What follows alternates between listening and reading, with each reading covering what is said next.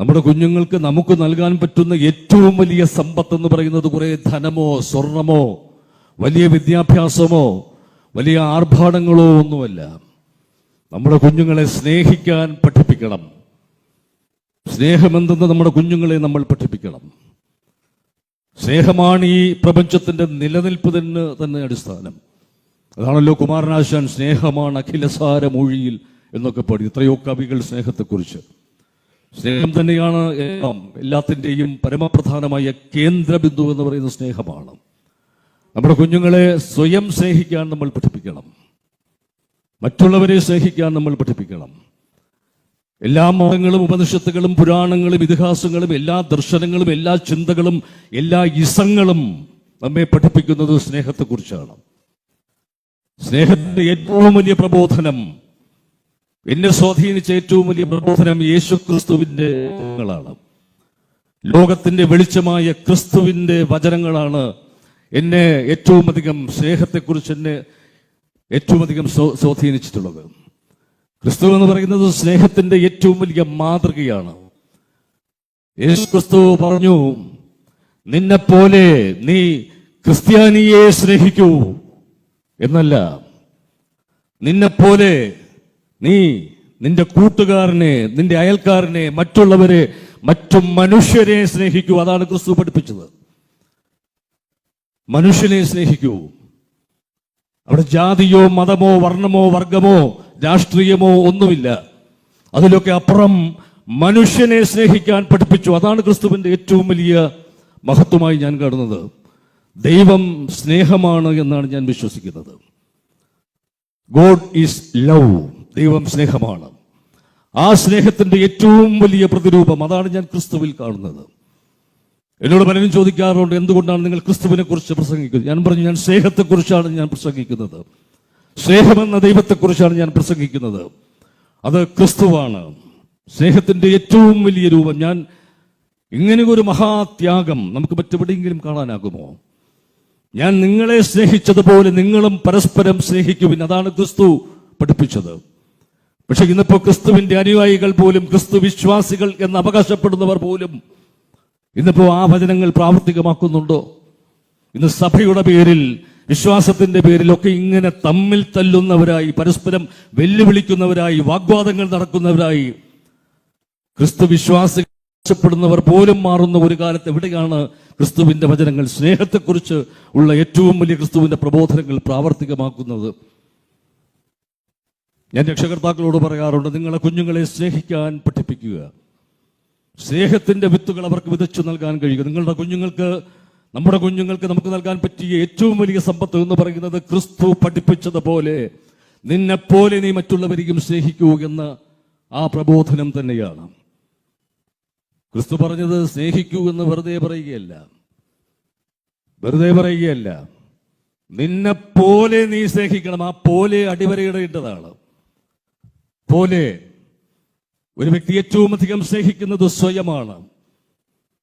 അവനവനെ തന്നെയാണ് ഏറ്റവും അധികം സ്നേഹിക്കുന്നത്. ഞാൻ എന്നെ എത്രമാത്രം തീവ്രമായി സ്നേഹിക്കുന്നുവോ അതുപോലെ, അതേ അളവിൽ, അതേ തീവ്രതയിൽ മറ്റു മനുഷ്യരെ സ്നേഹിക്കാൻ നമുക്ക് കഴിയുമോ എന്നുള്ളതാണ് ചോദ്യം.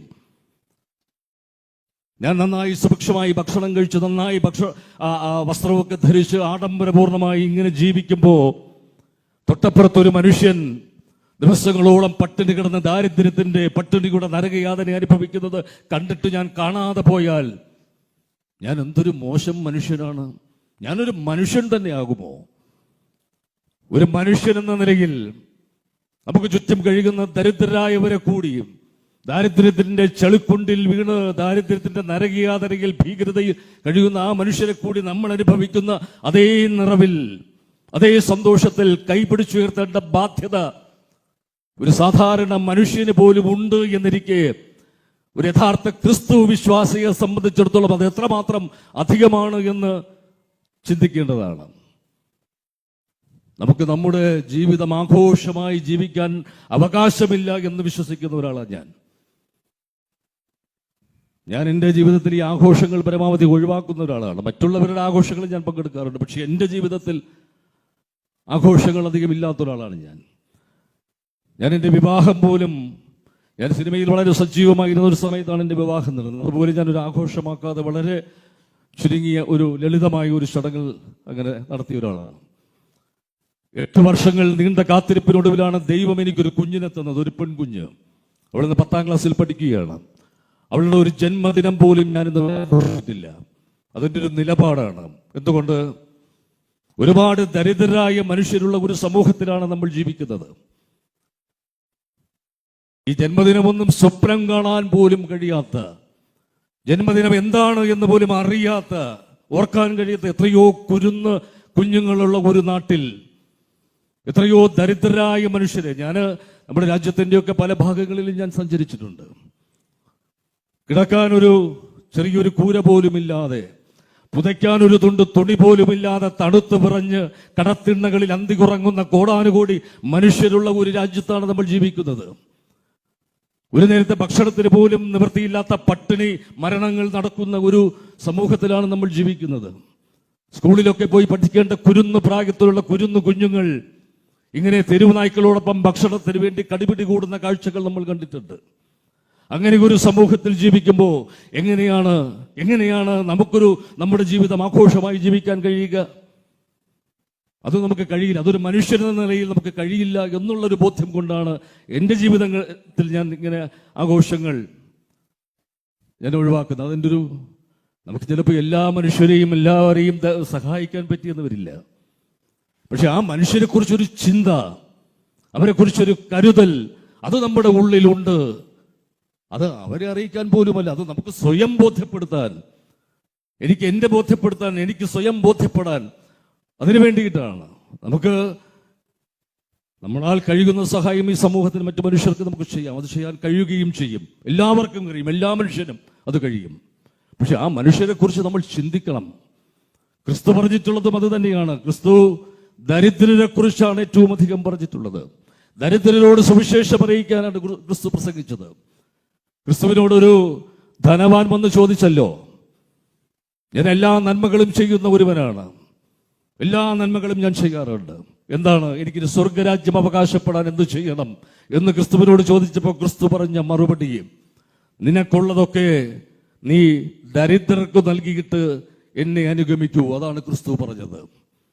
ആ ദരിദ്രരായ മനുഷ്യരുടെ പക്ഷത്താണ് ദൈവം നിൽക്കുന്നത് എന്ന് ഞാൻ പലപ്പോഴും പറയാറുള്ള ഒരു കാര്യമാണ്.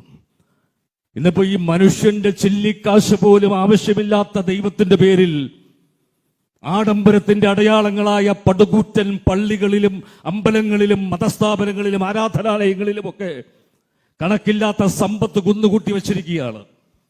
അതിനു മുമ്പിൽ വിശന്നു കരയുന്ന ദരിദ്രനായ ഭിക്ഷക്കാർ ഇങ്ങനെ യാചിക്കുന്ന ദയനീയമായ ചിത്രം നമ്മൾ കാണുന്നില്ലേ? എന്തൊരു വൈരുദ്ധ്യമാണ്! യഥാർത്ഥത്തിൽ ദൈവത്തിന്റെ പേരിൽ കുന്നുകൂട്ടി വെച്ചിരിക്കുന്ന ഈ സമ്പത്ത് മുഴുവൻ ദരിദ്രർക്കല്ലേ അവകാശപ്പെട്ടത്? അത് ദരിദ്രരായ വിശക്കുന്ന മനുഷ്യന്റെ പട്ടിണി മാറ്റാൻ, വിട്ടു നൽകാൻ അത് കൈയാളുന്നവർ തയ്യാറാകണമെന്ന് ഞാൻ പലപ്പോഴും പറഞ്ഞത് ഈ അടുത്ത കാലത്തിന്റെ ചില ഇന്റർവ്യൂകളിലൊക്കെ ഞാൻ വളരെ ശക്തമായി പറയുന്ന ഒരു കാര്യമാണ്. ദൈവം ദരിദ്രന്റെ പക്ഷത്താണ് ദൈവം. ക്രിസ്തു ഏറ്റവും അധികം പറഞ്ഞത് ദരിദ്രരെ കുറിച്ചാണ്. ആ ദരിദ്രരെ കരുതാൻ, സംരക്ഷിക്കാൻ നമുക്ക് കഴിഞ്ഞില്ലെങ്കിൽ ഒരു ക്രിസ്തു വിശ്വാസി എന്ന് പറയുന്നതിൽ അർത്ഥമില്ല എന്ന് ഞാൻ പറയും.